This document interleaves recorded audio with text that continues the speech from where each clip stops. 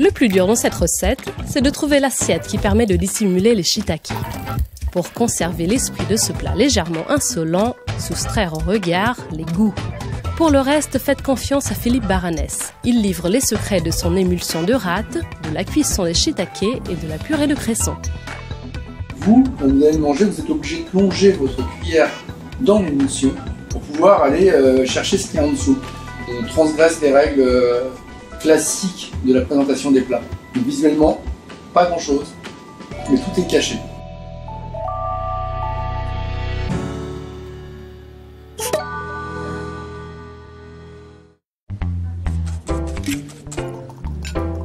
Nous allons commencer par la purée, donc par les rates.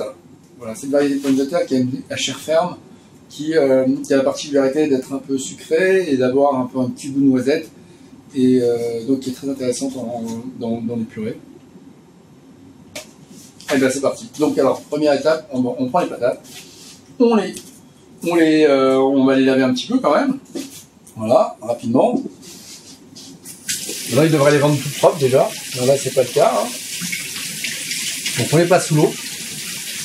Pas la peine de les laver 3 heures parce qu'on va les recuire dans de l'eau. Donc, et le fait qu'elles soient pas trop lavées va donner un peu de goût à l'eau et va un peu les assaisonner. Donc, ce qui n'est pas négatif. Donc voilà, on les met dans une casserole. Voilà, je peux en mettre beaucoup plus.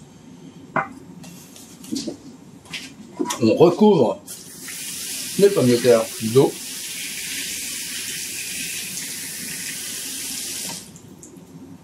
Voilà. J'ajoute du sel. Un peu de sel parce que si on ne sale pas avant, ben après c'est trop tard. Parce que on sale pendant la cuisson. Comme ça, ça va pénétrer à l'intérieur de la chair. Voilà. Tout. Ensuite, on lance la cuisson. Il ne faut pas que la cuisson soit trop forte. On va attendre que ça frissonne, mais on va faire cuire en fait à petit frémissement. Ce qui veut dire que pour cette quantité-là, il faut compter quand même 45 minutes de cuisson.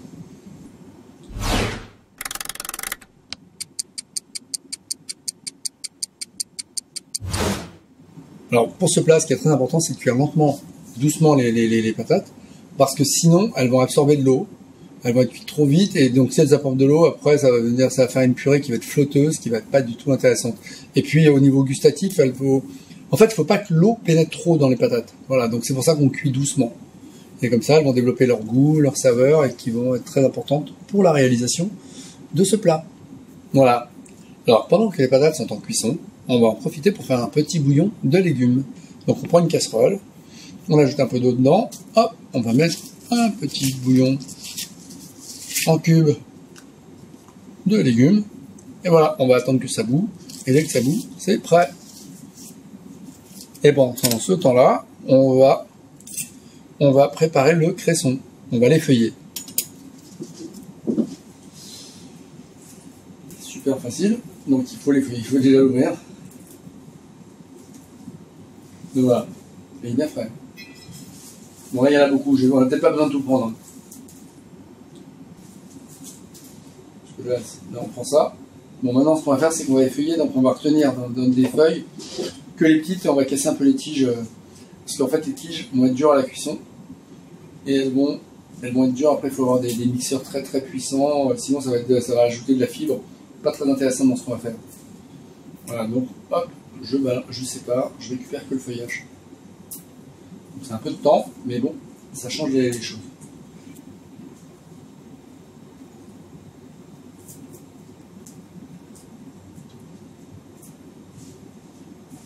Donc, on a effeuillé. Donc, voilà, le bouillon au bout. Maintenant, on va mettre le cresson dedans.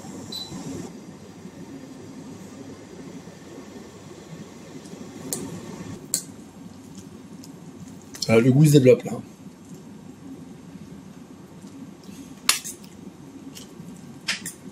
Parce que l'idée, c'est quand même pas, voilà, là, c'est pas de faire une soupe. Hein.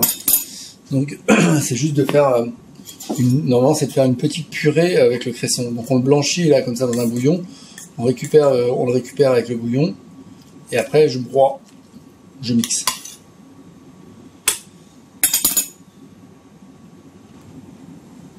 Donc voilà, je prends le cresson, on prend une passoire, et on va égoutter.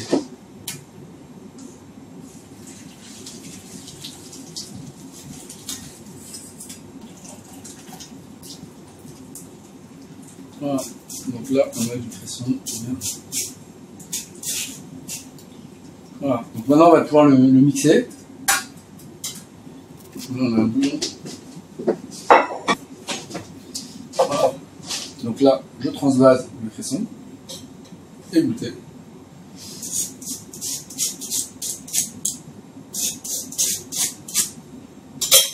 Je prends mon mixeur et on va travailler encore si ça marche.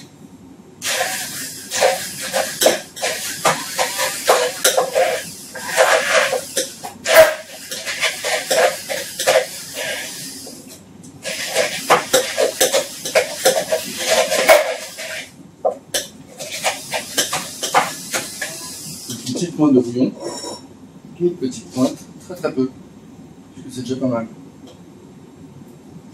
Voilà. Détendre encore un peu plus.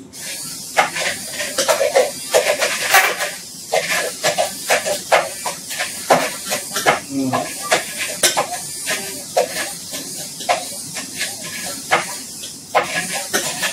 Donc, une pointe d'huile d'olive.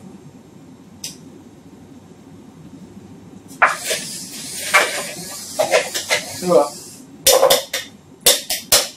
Normalement c'est bon.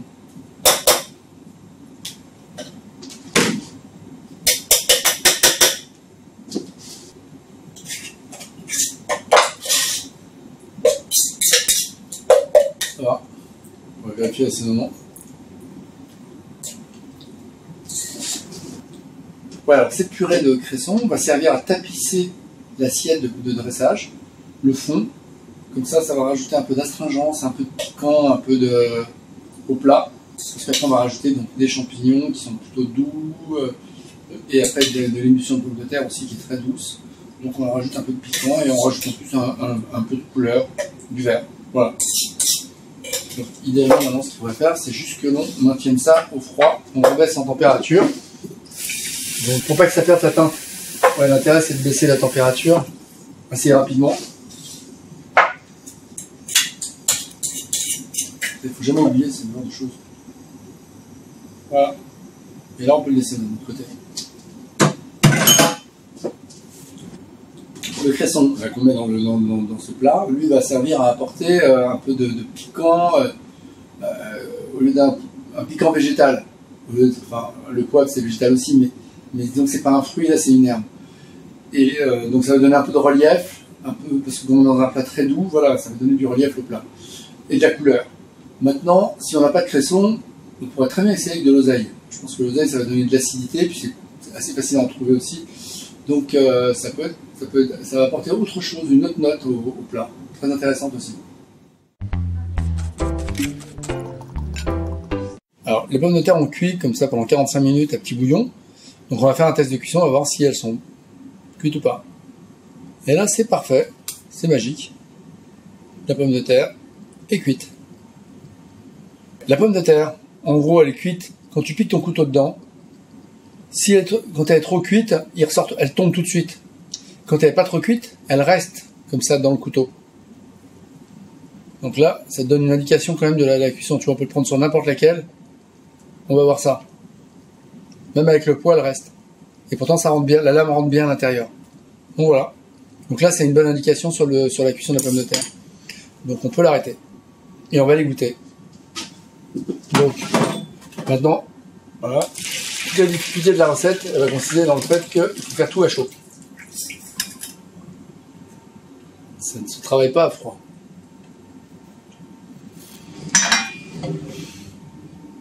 L'odeur est bonne. L'odeur de la cuisson est bonne. Voilà. On va prendre un blender.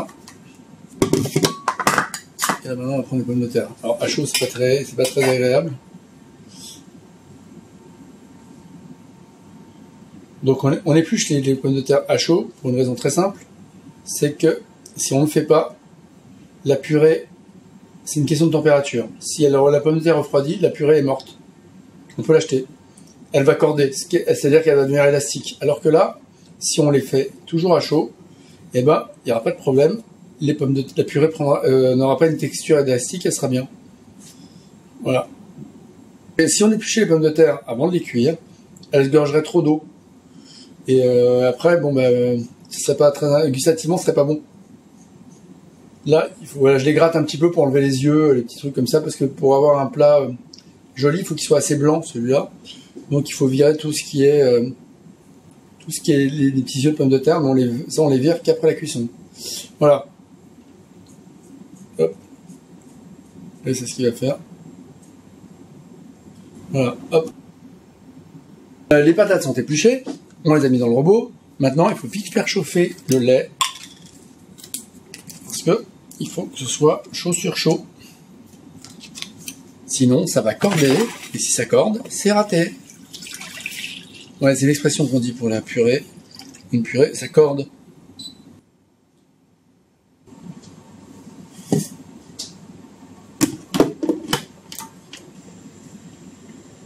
Et voilà. Le lait est chaud. Donc je verse le lait sur les patates. Par contre, je vais mettre à peu près à hauteur... je vais à peu près recouvrir les pommes de terre. Parce que ce que je veux obtenir, c'est une purée liquide, pas une purée épaisse. Donc déjà, on va commencer comme ça. Et s'il faut rajouter, on va rajouter. Donc voilà. Il est plus difficile de supprimer que d'ajouter. Sinon, il faudra recuire des patates, c'est un peu délicat. Et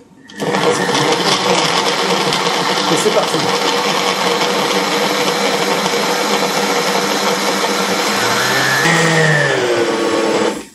Donc on va arrêter tout de suite. Parce que là, on va ajouter le beurre quand même.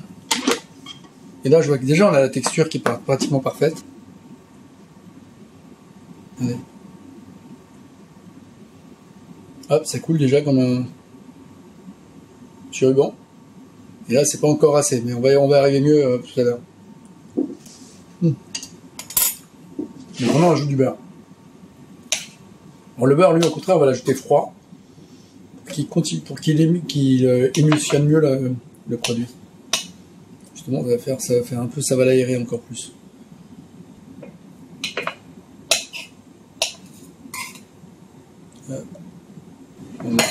On remixe.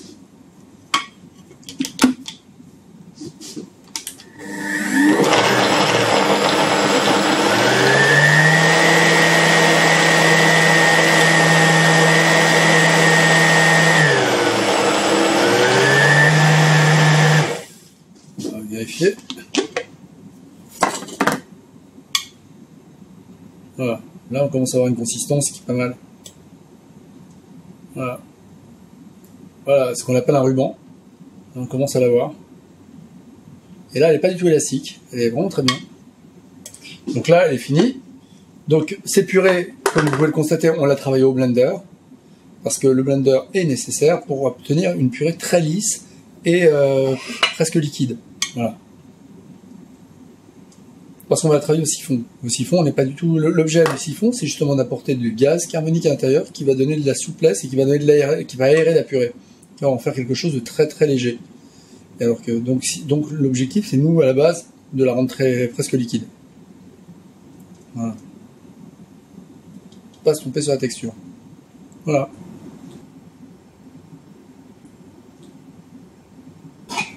Donc, on va prendre un siphon.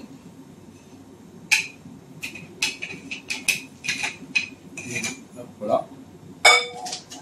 On va remplir le siphon avec la purée.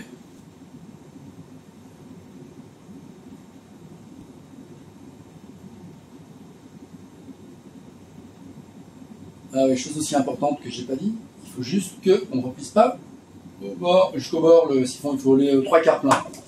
Sinon, il n'y a plus d'air qui peut passer dedans et alors là, ça marche pas du tout. Voilà, donc là on l'a rempli aux 3/4. Et maintenant on peut le fermer. Ça c'est bon, c'est accepté.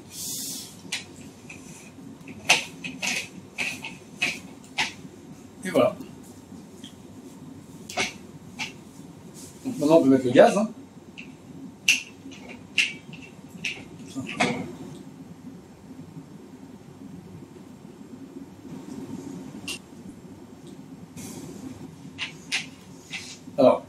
Ouais, vu la taille du siphon, il se peut que ça marche très bien avec une cartouche. Donc c'est un demi-litre. Siphon d'un litre, il faut en mettre au moins 2. Là, on va tester avec une. Si ça marche pas avec une, on rajoutera une deuxième. Donc maintenant qu'on a mis le truc, il faut faire descendre le mélange vers le sommet du siphon, en secouant bien. Voilà. Pour que le gaz après se répartisse bien dans le mélange et qu'il pousse, sinon ça va exploser. Voilà. Normalement ça devrait être bon. Donc ce qui est important une fois que c'est fait, le mélange est bien mis dedans, le gaz est bien mis, c'est de le maintenir au chaud. Enfin ça dépend, c'est-à-dire si vous voulez l'utiliser tout de suite, ou dans l'heure qui suit, il faut le maintenir au chaud. Donc soit dans un bain-marie, et on maintient comme ça dans une casserole avec un peu d'eau, et on va le maintenir au chaud à 60 degrés à peu près. Pas trop chaud. Si c'est trop chaud, après le gaz va mal se disperser, alors après ça va exploser. Et après il perdra tout le volume. Et si vous n'utilisez pas immédiatement, on peut laisser refroidir, on peut le mettre au froid, et on peut le réutiliser même le lendemain, sauf que le lendemain, il faut le remonter en température à ce moment-là. Toujours par un bain-marie. Et on le secoue de temps en temps pour que la température se répartisse bien dans tout le mélange. Voilà.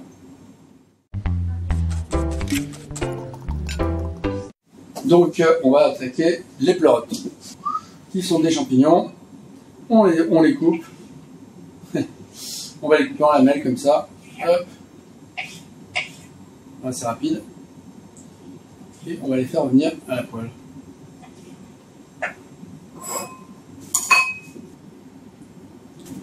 Je prends une échalote.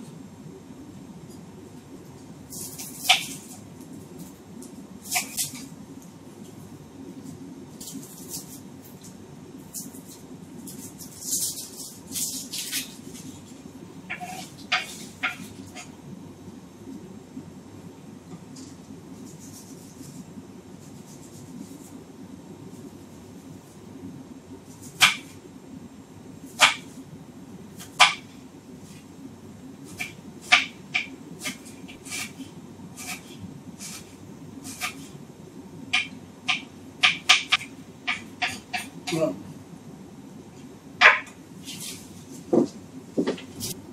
Donc je prends la planche et je vais me diriger à la cuisson. Donc là on va faire revenir des pleurotes dans une poêle. Ok, c'est très simple. Il n'y a rien de grande technique. Donc je mets une petite pointe d'huile, d'olive, pas beaucoup. On attend que ce soit chaud. Et dès que c'est chaud, on va ajouter d'abord les échalotes. On commence par les échalotes. Hop, stylé.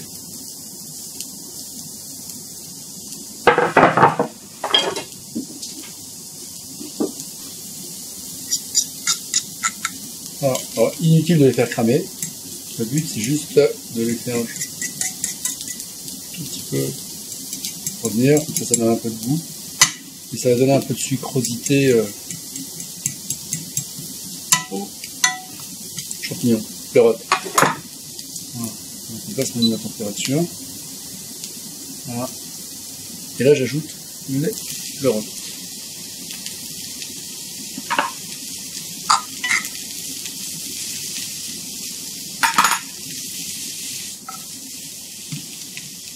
Là, cette partie-là concernant les pleurotes, ça peut être préparé d'avance, comme ça, vous les stockez au froid dans le frigo, et ensuite vous les réchauffez à la dernière minute, juste au moment du dressage et de l'envoi. Comme ça, vous êtes tranquille. Voilà, là, on commence à avoir la pleurote normale. Donc on va déglacer légèrement avec le vinaigre.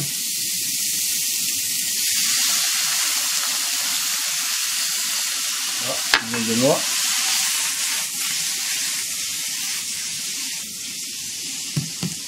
Voilà, on va attendre 2 minutes que le vinaigre s'évapore.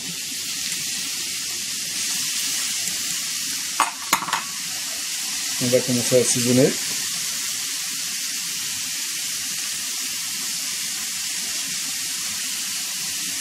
Le sel. Voilà. Le vinaigre va légèrement caraméliser, donc c'est bien.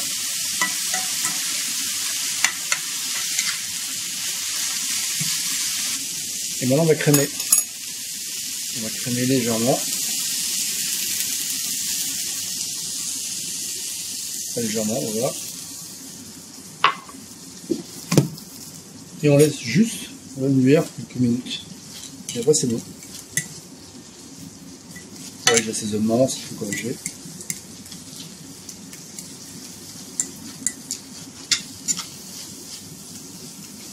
Et voilà. Donc là maintenant je vérifie. Attention, l'heure du sacrifice.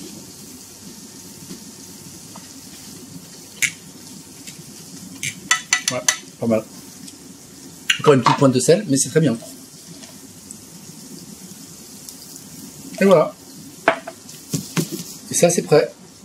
Donc on peut arrêter. Donc pour concernant ces champignons, là les pleurotes, on les a, bon, je les ai fait revenir à la poêle, pas trop fort, je les ai pas trop marqués. Juste avec un peu d'échalote et déglacé au vinaigre, c'est juste pour le vinaigre de noix, comme ça elles vont prendre un peu le goût et elles vont avoir et de l'acidité et un peu de sucrosité. Voilà, après je les ai crémés légèrement et recorrigé l'assaisonnement et c'est tout. Et là on les arrête. C'est une base des champignons. Maintenant l'autre, et c'est celle-ci qui peut être faite d'avance. Donc là on a des champignons de sous-bois, des chanterelles, et donc là on va essayer de garder le goût du sous-bois. Donc pour garder le goût du sous-bois, on va faire ce qu'on appelle un cruchot. Voilà. On va les poser dans la poêle, comme ça. Je prends pas plus, là ça suffit. Et on va attendre que ça chauffe légèrement.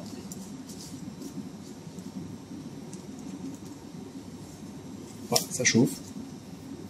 Alors voilà pourquoi je fais cette cuisson là, c'est-à-dire qu'en fait c'est pratiquement pas cuit, c'est-à-dire c'est plus une remise en température qui va servir juste à exhaler les parfums de ces champignons là qui sont les parfums de sous-bois. Comme ça on mélange deux choses. Dans un on a un champignon qui est un champignon de souche, la pleurote, qui a besoin de plus de cuisson, et là un champignon de sous-bois qui a besoin juste d'exhaler ces parfums. C'est pour ça que je mets rien, peut-être une petite pointe de matière grasse mais vraiment très très peu. Voilà. Hop, après on met, voilà, je mets juste une petite feuille de papier sulfurisé comme ça au-dessus, légèrement trouée. Et là, ça va permettre juste à la température de remonter et ça va faire en sorte que les champignons, donc là déjà, il s'évapore, l'eau des champignons ne s'évapore plus. Et ça va juste remonter en température. Une fois que c'est fait, c'est fini.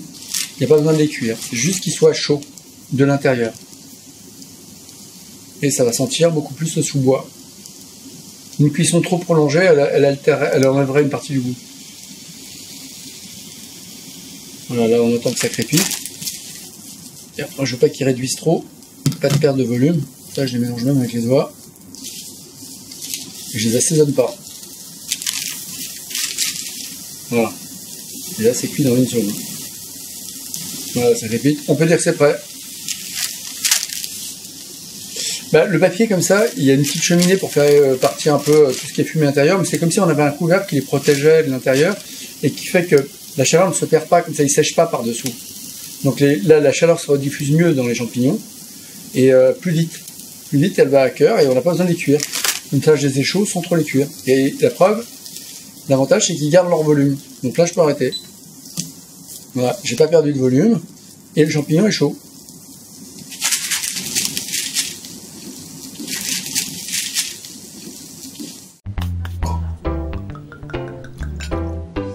Alors maintenant, on arrive au dressage de la recette.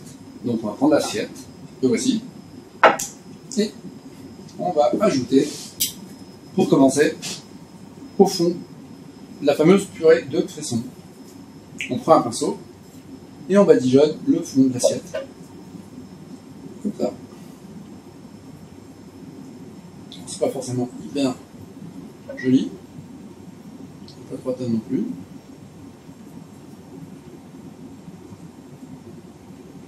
Et voilà.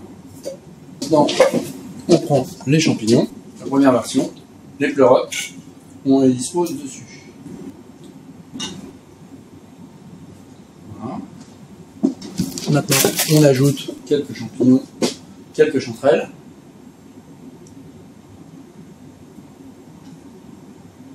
Voilà. Quelques brisures de noix.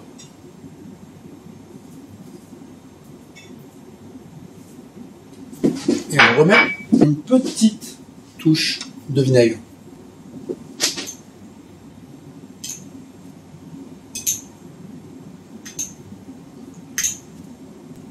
Pas beaucoup, c'est une toute petite quantité à chaque fois. Et maintenant, on n'a plus qu'à terminer avec le siphon.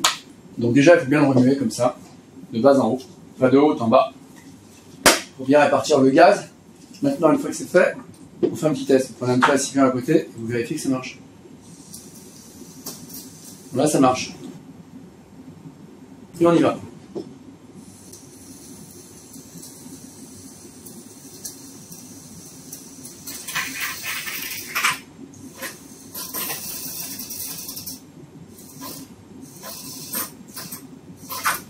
Voilà. Donc là, on a fini, mais c'est pas fini. Donc maintenant, on va le rendre un peu plus rond dessous.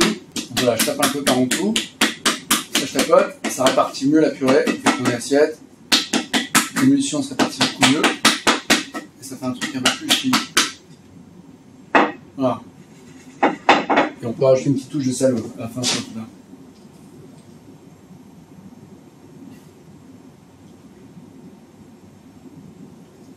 Voilà.